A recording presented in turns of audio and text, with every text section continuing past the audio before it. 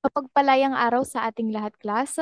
Ang video presentation na ito ay pinrepare ni Miss Jen para sa inyo upang maging mas malinaw ang dalawang huling topic actually natin para sa ikalawang markahan. Okay, this is our last two topics bago kayo magkaroon ng pangalawang mahabang pagsusulit, kaya makinig na mabuti sa video na ito. Sige, panimulang kasunduan muna tayo at pabatid. Para sa ating copyright, ang presentation na ito ay naayon pa rin sa Fair Use Policy na copyright law. Base sa instruction ni Miss Jen na pinost sa ating Google Classroom class, ay mag-prepare kayo ng papel at ballpen dahil may mga katanungan tayo sa video na ito na kailangan ninyong sagutan.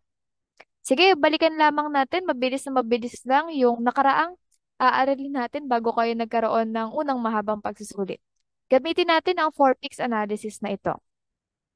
Sige, base sa apat na larawan na nandito, class, sagutin ang tanong na ito.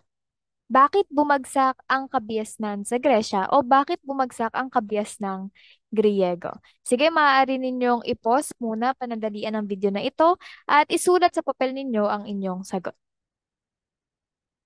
Okay, very good.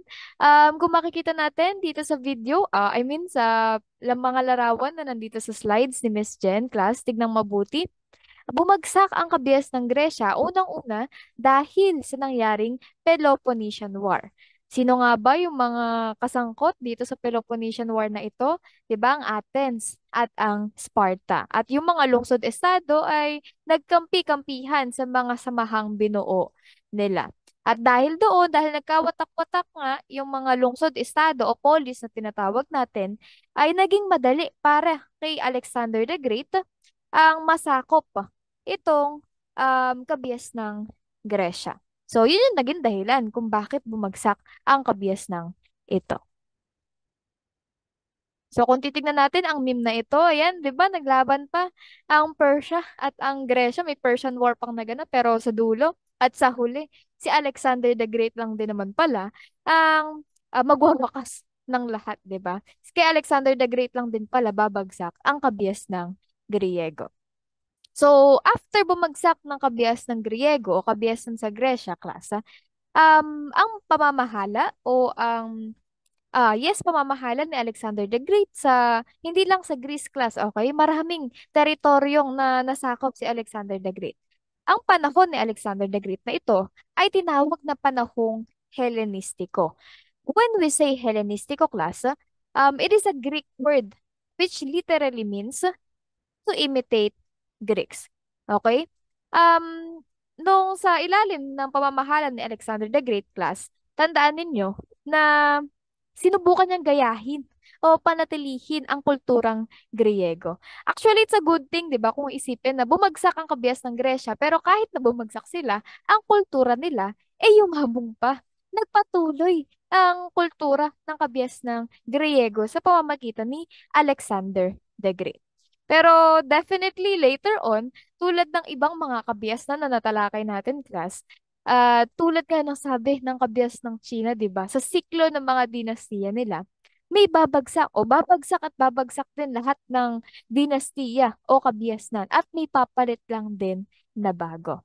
So ganun din, bumagsak ang imperyo na pinamunuan ni Alexander the Great, ang panahong Hellenistiko. At merong bagong kabias na mayagpag sa Europa. At yun yung tatalakayin natin ngayon dito sa video na ito. Dahil ang kabias ng Romano, ang bagong kabias ng namayagpag kapalit ng kabias ng Gresya o kabias ng Griego.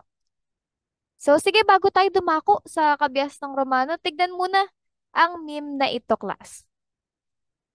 Pagkatapos suriin ang meme ay sagutan ang tanong na bakit nga ba mataas ang pagtingin ng ibang kabiasnan sa Gresya at to the point na nais na nila itong gayahin tulad ni Alexander the Great at tulad nitong mga Romano. Okay, itong bagong kabiasnan, nais din nilang gayahin ang kulturang Griego. Sige, i-pause muna ang video na ito at sagutan sa papel ang tanong na ito. Okay, maraming salamat sa pagsagot, class. Malalaman natin kung tama ang mga nabanggit ninyo na kasagutan o dahilan once na matapos natin ang mga inaasahan sa aralin na ito. So, meron tayong apat na inaasahan sa aralin na ito, class. Una na ipapaliwanag yung mga contributions ng kabias ng Romano sa kasalukuyang panahon. Pangalawa, mapanindigan ninyo yung mga naisulat ninyo na pagkakatulad ng kabias ng Roma at Pilipinas. Pangatlo, makabuo ng pagsusuri sa mga meme tungkol sa kontribusyon ng kabias ng Roma at kaugnayan nito sa Pilipinas. At pang-apat ay makabahagi kayo o makibahagi kayo sa sa mga paksang tatalakayin natin sa video na ito. So, meron na kayong primary idea. Definitely, magsusuri tayo ng mga memes. Okay, yung mga memers dyan ay sana maging active din kayo dito sa panonood ng video natin. Again, pupunta tayo sa kabias ng Romano, specifically sa Rome. So, ito ang mapa ng Rome class. Nasa Italy po siya. At specifically, nasa kontinenteng Europa pa rin tayo, okay? Nandito katabi niya ang Greece class. Zoom pa natin ang mapa. Ayan, sa Italy. Tingnan mabuti ang mapa na ito. Tingnan natin kung marunong kayo magsuri o magkaiba ba tayo ng tingin sa mapa na ito. At sagutin ang tanong na anong hugis ang Italy base sa mapa na ito. Sige, isulat sa mga papel ninyo anong hugis ang Italy. Very good. Kung bota ang sagot ninyo, pareho tayo ng nakikita dahil hugis bota ang Italy class. Okay, that's just a fun fact. Okay, na hugis bota ang Italia. Para sa susunod na titingin kayo sa mapa ay madali ninyong matandaan base lamang sa hugis nila. And anyway, balik tayo sa kabias ng Romano class. Mahaba ang kabias ng ito, mahaba ang kasaysayan ng kabias ng ito class. Ayun yung una sa nais kong matandaan ninyo. Mahaba at masalimot ang kasaysayan nila. So, hindi naman natin pwedeng talakayin lahat, details by details ang kasaysayan nila. So, hahatiin natin ang kasaysayan ng kabias ng ito sa tatlong mahalagang panahon. Una, ang kahariang Romano. Pangalawa, ang Republikang Romano. At pangatlo ay ang Imperyong Romano. Sige, simulan natin sa kahariang Romano. Nagsimula talaga ang kabias ng Romano class sa mga Etruscans. Okay? Ang mga Romans class ay napasailalim sa pamumuno nitong mga Etruscans na ito. Sino ba itong mga Etruscans class? Ang Etruscans class ay mga Indo-Europeans people. Okay? Walang masyadong information tungkol sa mga taong ito, pero one thing for sure ay yung mga Latin people ay yung mga nagsasalita ng Latin class na tulad ng Greeks ay galing din sa Indo-European. Okay? Indo-European language. Okay, kabilang din sila sa mga taong ito, yung mga Latins and Greek ay part nitong Indo-European people o part din sila nung Etruscan sa tinatawag natin. At sa ilalim nitong Etruscans class ay nagtatag sila ng isang uri ng pamahalaan na monarkiya. Alam na natin ang monarkiya, isang pamahalaan ito na pinamumunuan ng isang hari. So, ganyan ang itsura ng pamahalaan sa kahariang Romano. So, hindi pa Romans ang namumuno sa sarili nilang lupa, mga Etruscans pa. Pero definitely, again, tulad nila Alexander the Great, tulad ng maraming kabiasnan na natalakay natin, class, ay babagsak at babagsak din itong Etruscans. At ganun nga ang nangyayari, class. Okay, hindi pwedeng hindi babagsak ito. Anong naging dahilan ng pagbagsak nila, Miss Jen? Masyadong mahigpit itong mga Etruscans class. Okay? At hindi pantay ang pamamahala nila sa Rome. Okay? At iyon yung naging dahilan kung bakit pinatalsik sila ng mga Roman. So, hindi rin nagtagal itong mga Etruscans dito sa Roma. At mabilis lang din naman nag-transition ang Rome papunta sa panibagong uri ng pamahalaan. So, mamaya malalaman natin kung anong uri ng pamahalaan ito.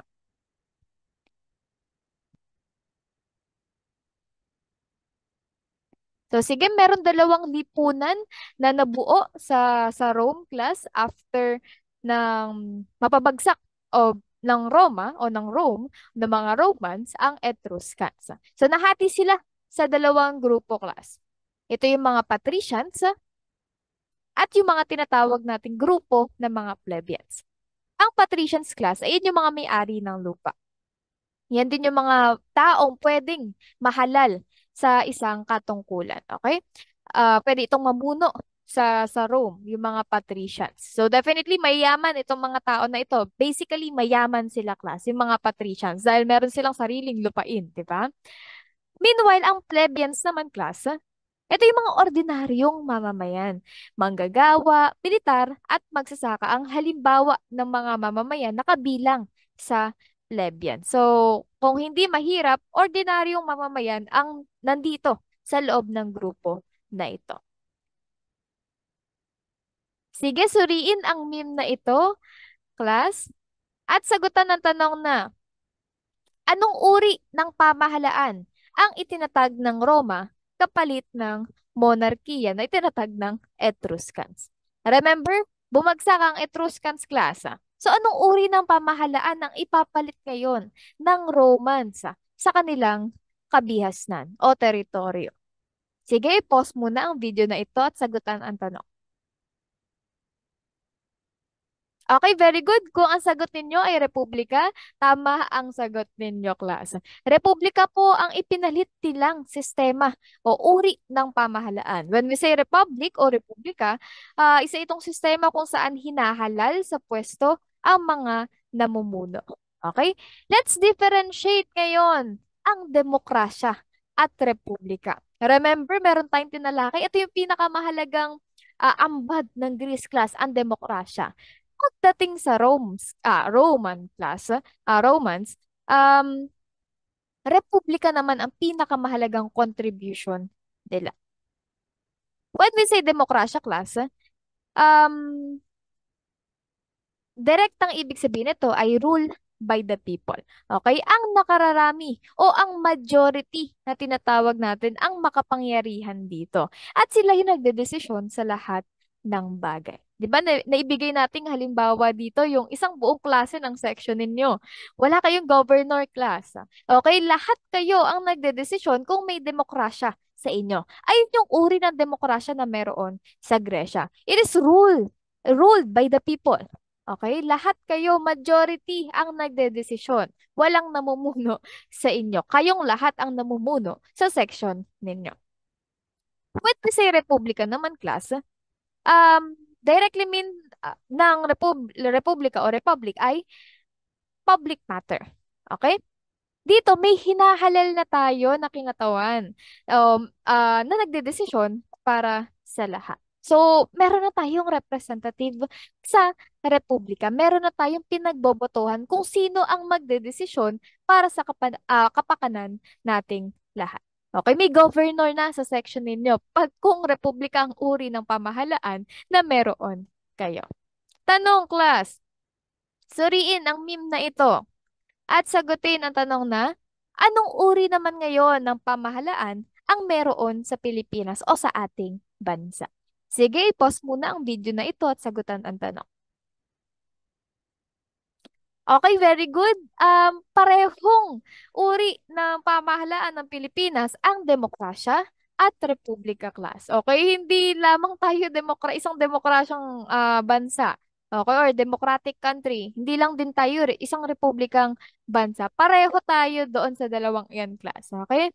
Specifically, di ba natalakay na natin last time na ang Pilipinas, may dalawang uri tayo ng demokrasya, ang direct democracy at ang representative democracy. Ang demokrasya sa Gresya class ay democracy, I'm sorry. Direct democracy ang meron sa Gresya. Okay, wala silang leaders class. Okay, silang lahat ang nagdedesisyon para sa kapakanan nilang lahat. Ang representative democracy tulad natin sa Pilipinas class ay may binoboto tayo. Representative nga, di ba? Meron tayong representative na binoboto upang magdesisyon para sa atin. And that's the same thing with republic. Okay, may hinahalal tayo sa pwesto. Kaya hindi tayo direct democracy at republic. Hindi pwedeng magsama yan, class. Representative democracy ang Pilipinas at republic tayo. Okay, so ayun ang uri ng pamahalaan na meron sa ating bansa. Direct democracy and republic.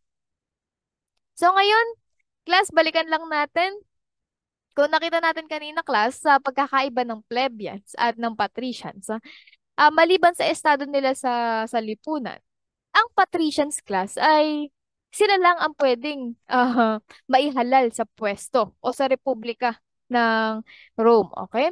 At yun yung naging dahilan kung bakit nagtataka ang mga patricians. Napakunot ang noo ng mga patricians. Bakit ang mga, I mean ang plebeians, napakunot ang noo ang mga plebeians. Bakit ang mga patricians lamang ang pwedeng mahalal sa pwesto? Bakit parang nalulugi ang tayo rito bilang mga plebeian sa ating lipunan? Bakit patricians lang ang pwedeng mahalal, 'di ba? So yun yung dahilan, class, kung bakit nagkaroon ng kaunting pagbabago sa organisasyon ng Republikang Romana. So dati, class, syempre meron silang assembly. Ito yung mga lalaking bumoboto, class.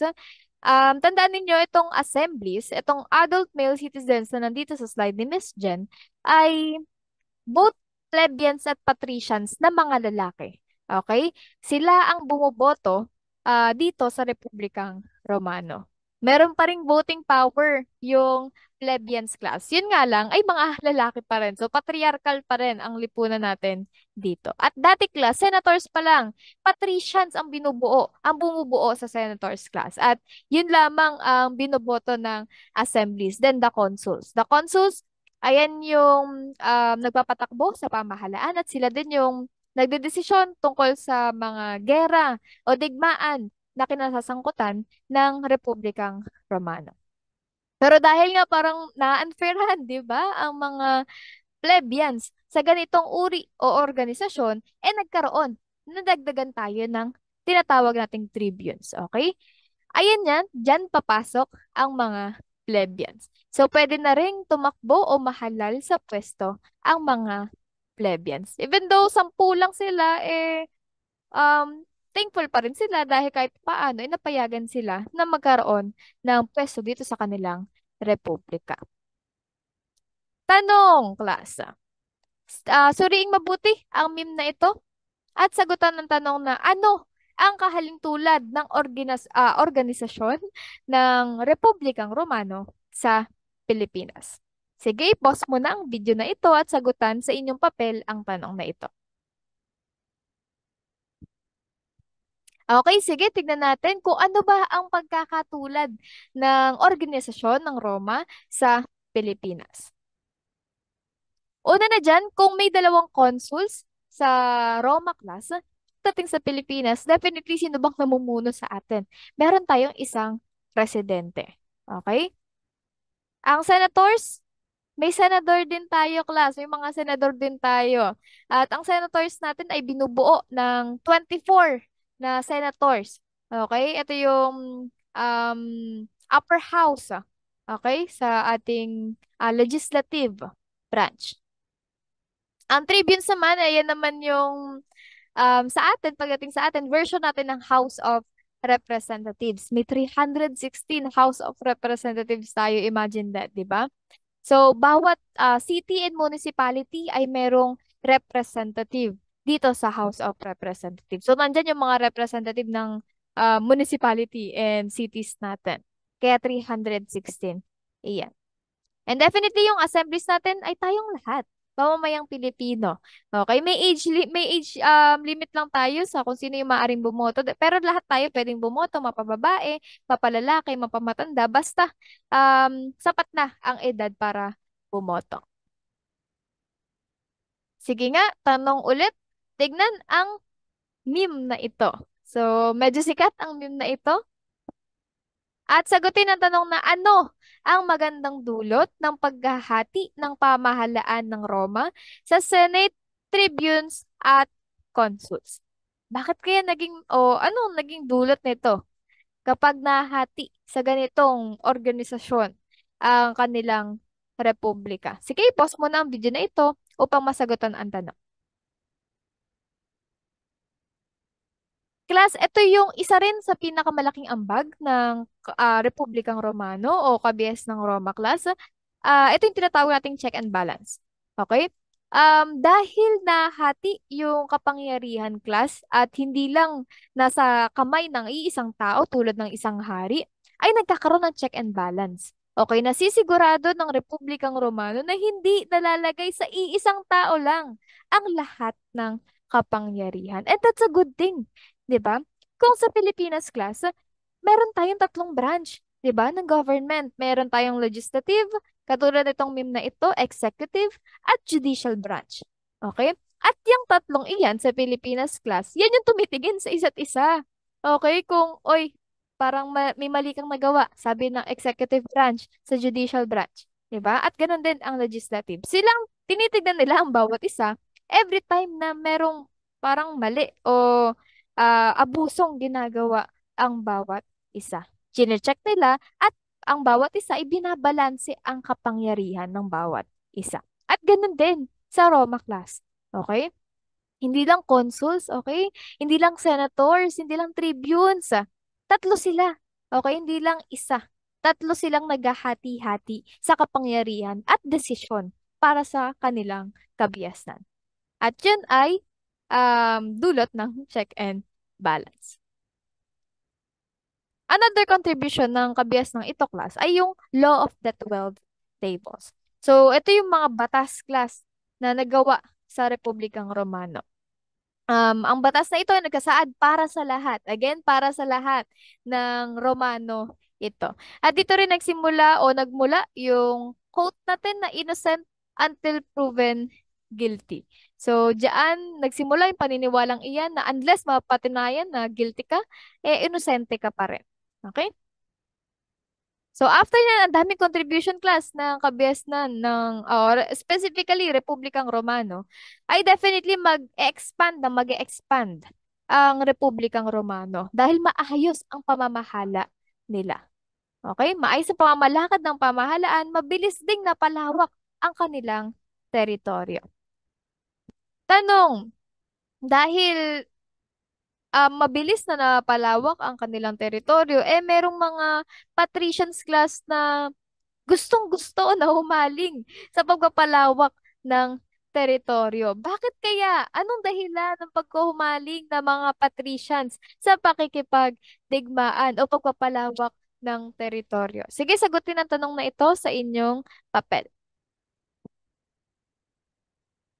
Okay, kung ang sagot ninyo, class, ay dahil nakakatanggap sila ng something. Every time na nakikipagdigmaan sila, ay tama kayo. Okay, nakakatanggap sila ng spoils.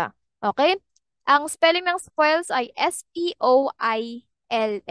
Spoils. Ibig sabihin, ito yung mga lupain, mga gamit, 'di ba, na nakukuha nila tuwing may digmaan. So, ito rin yung nagiging dahilan class kung bakit yung mga plebeians ay nawawalan ng lupa. Okay, napupunta sa patricians class yung lupain at kagamitan na nakukuha mula sa pakikipagdigmaan. Every time na merong bagong lupain, laging sa patricians napupunta ang mga lupain na yun. At ang plebeians ay nawawalan ng lupa, especially yung mga magsasaka class. At yun yung dahilan class kung bakit dumating ang dalawang magkapatid na ito. Iminungkahi nila ang reforma sa lupa sa kanilang pamahalaan. Part itong si Tiberius at Gaius ng tribunes class. So mga plebeians ito dahil apektado rin sila at nakikita nila ang epekto ng paglawak ng teritoryo at pagkawala ng lupain nga ng mga um, kagrupo nila, mga plebeians, especially nga ng mga magsasaka. So ano sila um, suggest sila na magkaroon ng reforma sa lupa na ibigay naman, ibalik sa mga magsasaka ang pag-aari ng lupang sakahan. Okay, yun lang naman itong reforma sa lupa, klasa. Sa tingin ninyo, papayag kaya ang patricians na ibalik ang lupain sa mga plebeians? Definitely no, class. Okay, kung ikaw ay may lupain at ibibigay ba ng libre, ibabalik mo ng libre sa mga magsasaka?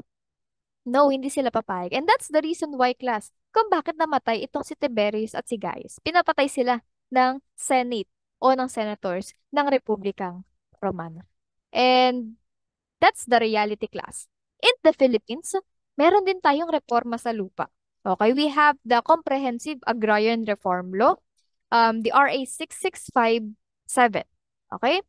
Um, ang reformang ito ay tulad din ng reforma sa lupa na nais ni Tiberius at Gaius. Okay, hanggang ngayon sa Pilipinas meron tayong ganyan na ibalik sa o magbigay, ibalik ng pamahalaan ang sakahan ng mga magsasakang Pilipino. Okay? And that's the law all about, the Comprehensive Agrarian Reform Law. At hanggang ngayon ay merong namang percentage na ibabalik na sa mga mag-asakang Pilipino, pero marami pa ring magsasaka natin na hindi nagsasaka ng sarili nilang lupain. Okay? So, medyo problematic pa rin ang agrarian reform law natin na ito. Kung isipin kasi class, ang magsasaka ang backbone ng ekonomiya. Okay, hindi lang ng Rome class. Kaya naisip ito ni Tiberius at Gaius dahil ang magsasaka nga ang punot dulo kung bakit meron silang kinakain, di ba? Sa atin din sa Pilipinas class, ganun din tayo. Okay? Kahit sa pagko-compute ng GDP, 'di ba, na matatalakay ninyo pagdating ng grade 9 sa economics, ay mahalaga ang agrikultura, okay? Ang magsasaka. Kung hindi natin susuportahan ang magsasaka class, mamamatay ang Pilipinas. Okay, mamamatay ang ekonomiya natin dahil yan ang nagpapakain sa atin. Baka mag-import tayo na mag-import ng pagkain mula sa ibang bansa at mamamatay ang ekonomiya natin once sa mas malaki ang ini-import natin kesa sa ini-export. So, yun yung naging dahilan kung bakit pinapatay ang dalawang ito. Ayaw pumayag ng mga mayayaman, ng mga may-ari ng lupa, di ba? Ng mga patricians. At yun naging dahilan ng pagsibol ng civil war dito sa Republikang Roman. Ngunit kayo mag-alala class, nasegundahan naman iyan at nasolusyonan naman iyan nitong unang triumvirate. Okay? Dumating ang unang triumvirate, nasolusyonan nila yung Civil War. Dumating ang ikalawang triumvirate at patuloy pa rin ang daloy ng pamunuan sa Roma. Hindi na natin masyadong tatalakayin pa ang buhay ng mga iyan dahil again, masalimuot at siklo lang din naman ang kasaysayan na pagpapalit ng mga um, kaharian o ng mga namumuno na ito. Ang pinakadapat tandaan natin dito ay si Octavian class. Okay?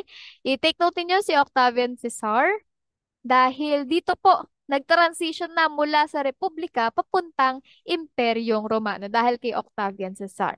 Si Octavian Caesar ay tinawag o ipinagkalooban ng senators ng pangalang Augustus na ibig sabihin ay ginagalang.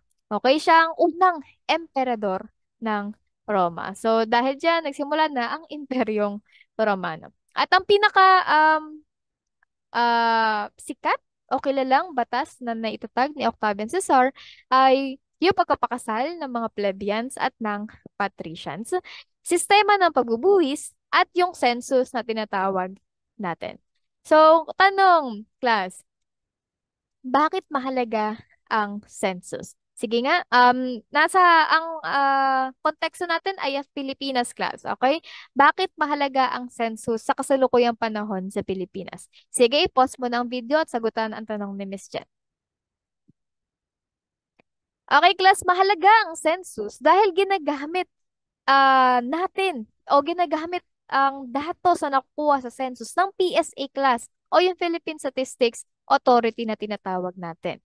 Ginagamit ito ng PSA sa mga nilalabas nila na impormasyon. Okay, kung nanonood kayo ng balita class, at ang PSA naglabas ng information na ilan na ba ang Pilipino sa mga Filipino sa Pilipinas. Galing yun sa PSA at galing yung impormasyon nila sa census. Okay? O magkano nga ba yung livable o living wage ng isang pamilya sa kasalukuyang panahon sa Pilipinas? Galing din yung impormasyon na yun sa PSA at galing din yung kinukuha nilang impormasyon sa census. Okay? So kung may kakatok man sa bahay ninyo, klasa, at sinasabing census, paunlakan ninyo, okay? Dahil kailangan ng Pilipinas ang mga impormasyon tungkol sa inyo. Pero siguraduhin lang ninyo na census talaga. Iyon, okay? Dahil mahirap ang mawalan ng impormasyon dahil meron tayong data privacy. Diba? Mahalaga iyan. Pero anyway, after nitong ni Octavian Caesar class, 'Di ba maganda naman ang pamumuno ni Octavian Caesar kaya nga siya tinaguri ang Augustus o iginagalang na emperador. Ay nagkaroon naman ng Roman peace sa Imperyong Romano. Nagkaroon ng Pax Romana o Roman peace na tinatawag natin. So mapayapa ang panahong ito sa limang emperador na pumalit kay Octavian Caesar. At ang pinakamahalagang um, naibigay o naitatag ng limang ito ay yung pagbabago sa konsepto ng citizenship. Mula sa dating konsepto ng citizenship na definitely mga Romano lamang ang pwede o makakuha ng karapatan ng pagiging Romano. Dito sa Roman Peace Class, nagkaroon na ng bagong konsepto. Lahat ng taong naninirahan sa teritoryo ng Roma Class ay binigyan na ng citizenship ng pagiging Romano. So kung ano yung karapatang natatamasa ng isang Romano, ay ganoon din ang matatamasa na mga karapatan ng isang tao na nasakop lang ng Imperyong Romano. So that's the new concept of their citizenship, which is new, di ba? Sa kasalukuyan, 'di ba kahit mga foreigners, 'di ba pwede na maging Filipino sa papel. Once na makuha nila yung proper requirements, 'di ba? O para maging citizen ng ating bansa. So ganun din dito. Bilang citizen bagong konsepto ng citizenship ng Imperyong Romano. Pagkatapos ng kapayapaan class, definitely, abangan na natin. May panibagong bagyo na dadating sa Imperyong Romano. At ito na yung naging dahilan ng pagbagsak nila class o pagsisimula ng pagbagsak ng kabias ng ito. Suriin ang meme na ito, class, at sagutan ang tanong na ano kaya ang ginawa ni Diocletian o Emperor Diocletian upang mapadali ang pamumuno sa Imperyong Romano. Sige, i-pause muna ang video na ito at sagutan ang tanong. Class, remember, after nitong Roman peace, o yung Pax Romana na tinatawag natin, dumating itong si Emperor Diocletian.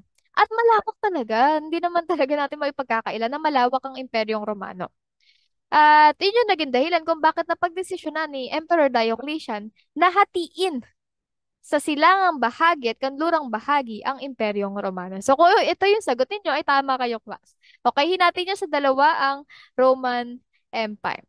At hindi naging masyadong maganda ang pamumuno nito ni Emperor Diocletian. Itong paghahating ito ay hindi rin naging nagdulot ng maganda sa imperyong ito. Although maganda intention niya, ay hindi naging maganda ang resulta nito. Unang hindi kagandahan na kinakitaan ng mga Romano class ay yung pagpapataas ng buwis ni Diocletian. Although naunawaan natin class ang intensyon ni Emperor Diocletian, again, imagine malawak na teritoryo at gusto mong maging maayos yung pamamahala mo. So gusto mo rin taasan yung buwis para maging maayos yung infrastructure and etc. doon sa imperyo mo. Kaya niya tinaasan ang buwis dito sa Imperyong Romano. Again, there's a good intention pero hindi nga naging maganda ang resulta nito. Another thing is, ito ay personal reason na ni Emperor Diocletian.